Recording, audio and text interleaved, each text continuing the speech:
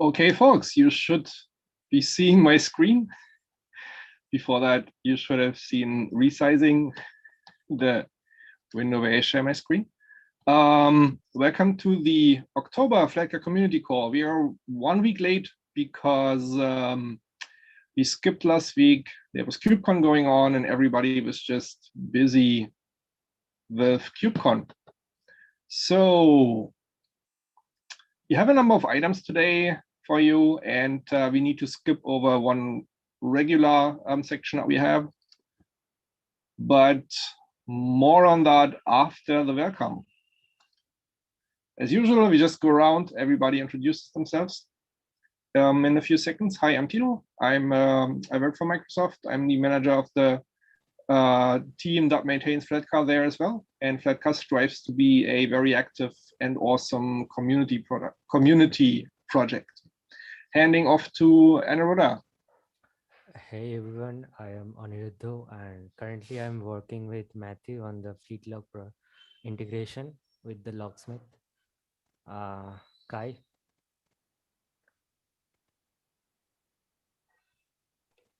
Hello, I'm Kai. I'm based in Berlin, also part of the Flatcar team at Microsoft. And next would be William. Hey everyone, good evening from Rotterdam. I'm William. I'm also on the Flatcar team at Microsoft, working on ARM-related things. Mathieu. Good evening, everyone. Mathieu, working from France. I work with the Flatcar team, mainly on the test, and currently working on the OpenSSL v3 support with Flatcar. So, Sayan.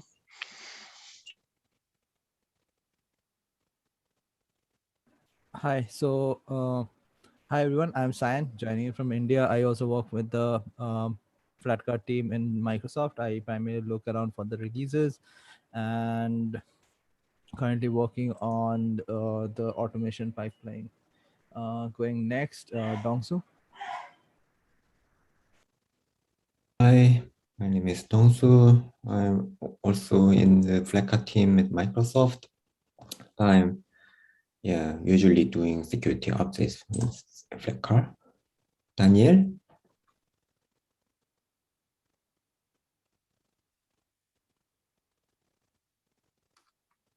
You're very silent and you're not sure if that's planned. New headphones. Does it work now? Yeah. Okay, I was double mute. Sorry about that. Hi, Danielle, currently in Barcelona, usually in Berlin. Also at a Flatcar team for Microsoft, program manager for the ARM64 effort. Who was not talking? Matthew, did you talk? Okay, so I think everyone was talking already.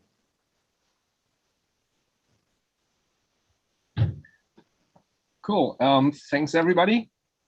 So let's look at news and happenings around Flatcar Linux in the last month. We had a little bit of a scramble in the last 2 weeks because we had an quite urgent, unscheduled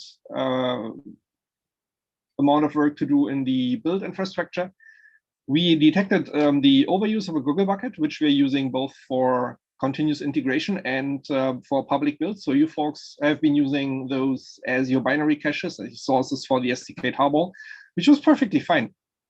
But that overuse, which we expect, which we think wasn't a malicious thing, just people building Flatcar, kind of stretched our Google bucket a little, so we were required to put that private, and that impacted both the CI and releases as well as the public builds that you folks out there have been doing.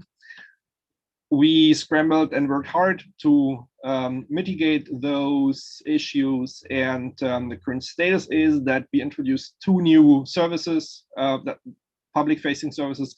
First, there's a binary package mirror for release binaries. We expect this to be the main thing that people building Flatcar would be using from here on. And we also have a public-facing build cache that caches CI items.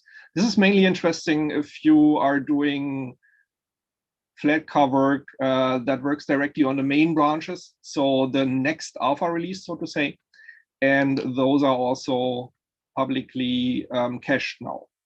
The next steps is that we are gonna release a update to all of the Flatcar channels. That will include a lot of goodies planned in the previous release planning meeting, actually, and also a new mantle update, and that will wrap up all of those changes that you've seen and the new services, and will just work automatically, just as you're used to it. And also, we will not have a release planning in this call because we were basically busy getting our infrastructure back to work and introducing those new services to mitigate the impact. So that is something that has pushed out the releases for the last 2 weeks. They're now coming. We expect them to be published later this week. And on the more exciting side, there is Hacktoberfest going on, and Flatcar Linux is participating. So if you have a PR open in any of our repos, check out this tag for the PR to be counted against Hacktoberfest, so you're part of the party. And should you be planning to file a commit to a project that doesn't have the tag, just let us know in the metrics chat, and we can discuss adding this tag to further repos. We've for the time being targeted the repos that are most common and that get most patches. But if you're interested to work on something else Flatcar related, we're actually happy to add this tag accordingly. All right, let's get to the dev department. We have a few development projects going on, and we'd like to introduce 3 of those today, just to give you an idea of what keeps us busy apart from, well, overcoming our CI issues. And let's start with the Ignition v3 support. Mathieu? Yes, thank you, Tilo, for the introduction.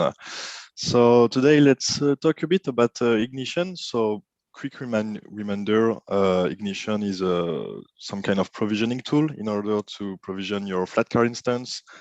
It runs once, so it's not something like Cloud Config or Ansible provisioning. Ignition is just going to run once in its RAM-FS stage. So it basically uses JSON configuration, and the goal of Ignition is to create some files, to set the host name, like in the example, to provide some drop-in for systemd, or providing SSH key to the instance.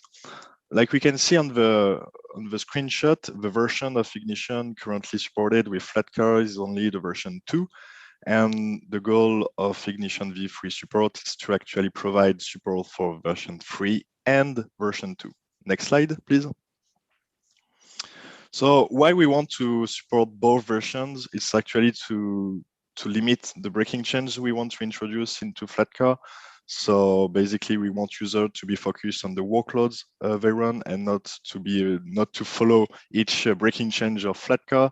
So that's why we want to bring support for v2 and v3. And this is quite something, because v2 and v3 are not compatible from a code base point of view, but also from a configuration point of view. Next. Okay, thank you. So this is currently how it works in the implementation we did to support both versions. We basically take an input, and this is the Ignition file. We just check if it's a version 3 or not. If it's a version 3, let's continue as usual. And if it's a version 2, let's just translate this Ignition using Ignition converter lib, which is provided by CoreOS. So once we did the translation to v3, we can just continue as regular to boot the instance. And at each step, if we have an error, we just land into the emergency target of systemd. So this is basically a simple mechanism, and yeah, it works for now. So next slide, please. So what is the current status? There is a PR opened on the Flatcar Linux Ignition repository. to submit this logic of translation. We also have a peer on the CoreOS overlay in order to bring this new ignition into Flatcar. So it's currently being tested. And there is a 2-peer in the upstream to support more edge cases of ignition converter.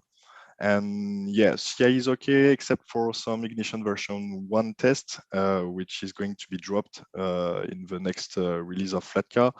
But yeah, we will keep in touch regarding this. And yeah, if you want to play with it, to test it, just run the SDK. Now we can run the SDK, so we need to test it, to try it. And yeah, rebuild the initramfs using the ignition built locally. So yeah, that's it for Ignition V2, V3. Don't hesitate if you have any question or if you want to just have a look in the issues. Thanks, everyone. And let's hear from Cyan, I guess, from the next slide. Just give the folks a quick break for asking questions. Are there any questions regarding the Ignition V3 work? It's awesome work, by the way. Thank you, Matthew. Do we have any questions?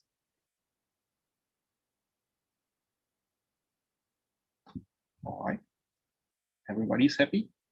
All right. So following Mathieu, Cyan, can you give us a quick intro to the flog project? Sure, thanks, Thilo.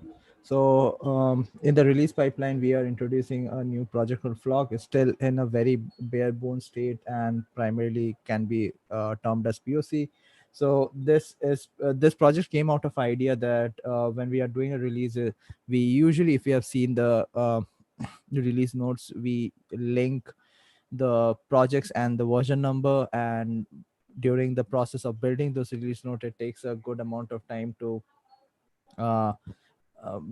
build that whole release notes and the changelog linking to the changelog part. So what we are trying to do here is we are introducing this automated way to fetch all the changelogs, and this would also have a community presence. So if you have a project, this could be a standardized way to update your basically a single source where you can have your changelog and you can monitor the changelog.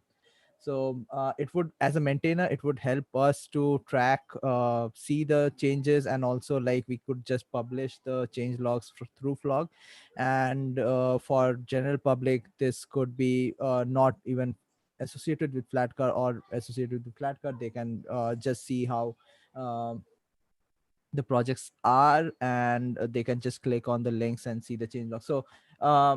So if you see there are something you see as supported connectors, so we will be supporting GitHub, LWN, and various others in the future. So the idea is to pull change logs for various different places and source it into one place. And the changer aggregator would show as a list menu.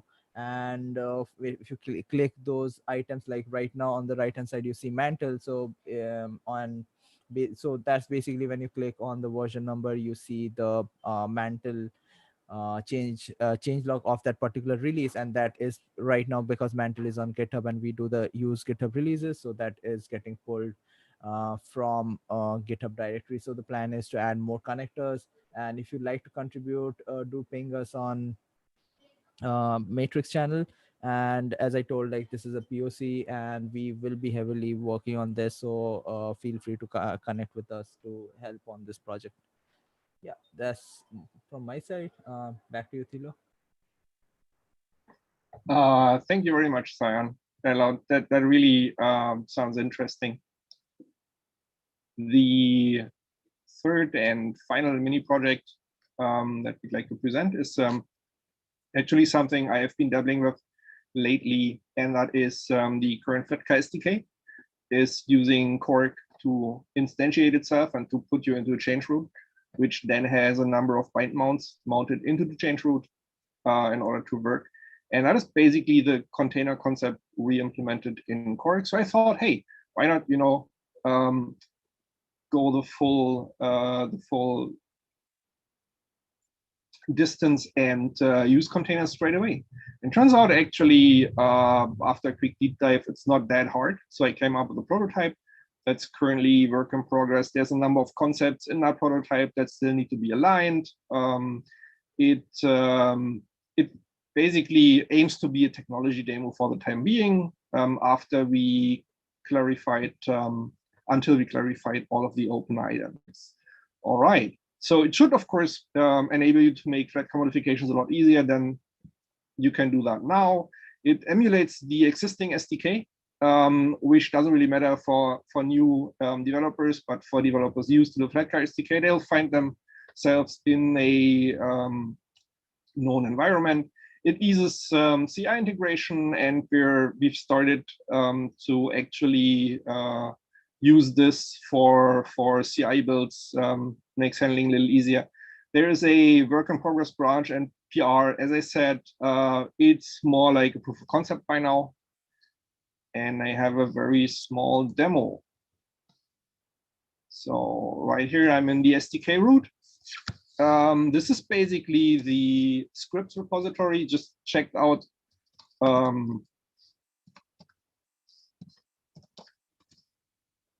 So it's Flatcar scripts, and I'm on my work in progress branch, and this uses the versioning that Flatcar uses as well. So if we look into a file that will end up in the container,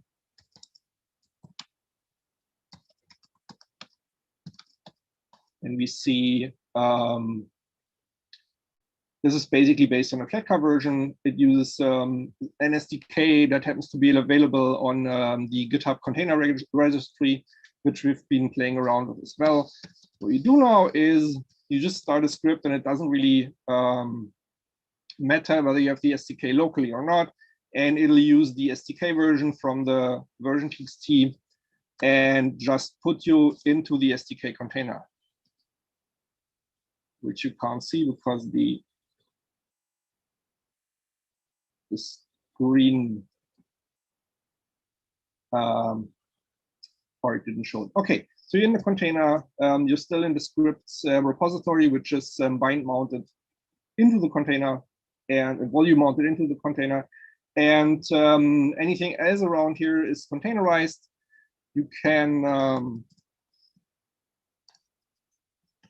for instance, create a file.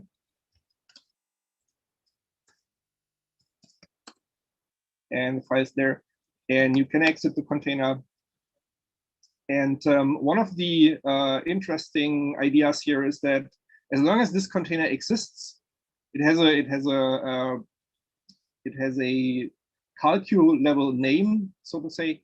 As long as this container is there, it will be reused. So that file is still there. And if for some reason you don't need your containerized work anymore, you just remove the container. And then, of course, you started with a clean slate. So if you want to experiment, script, throw away things, then that is a pretty comfortable way to go.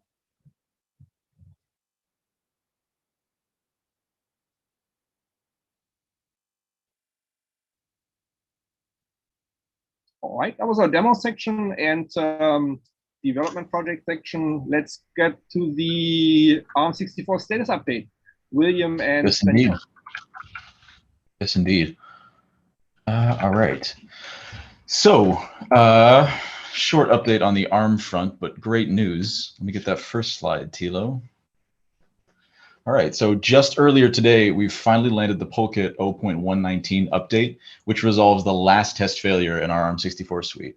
This means that as part of our standard release cadence and barring any unforeseen breakage or roadblocks, ARM64 will be promoted to beta either later this month or in early November, and will thereafter be promoted to stable in December abouts. It's a bit of an anticlimactic, boring update this month, but in the OS business, anticlimactic and boring can be great, shall we say. Next slide, please, Thilo. Yep, and as always, I'm on Matrix and IRC, lurking in the Flatcar channel. Feel free to reach out if you've got any ARM questions, and otherwise, I'll see you in the November community call. That is great news. Thank you, William. All right. Absolutely, thank you. And that already brings us to to the end of today's call. If you're interested in contributing, if you want to scratch your own itch with container operating systems, we're here and we're ready for your contributions. So please reach out, join the community, become a contributor, or just drop by and chat to us. Do we have any questions or feedback in this call?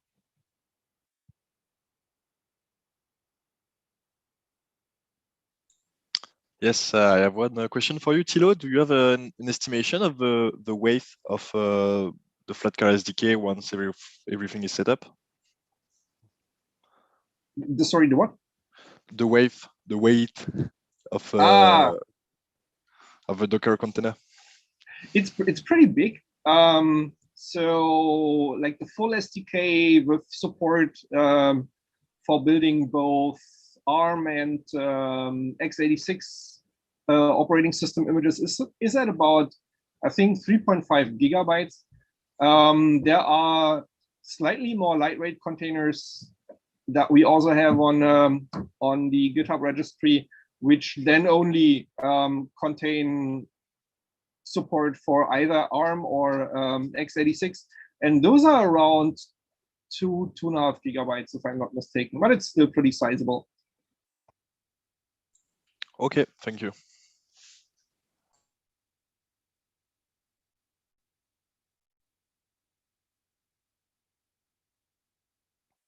All right, well then, thanks everybody for participating.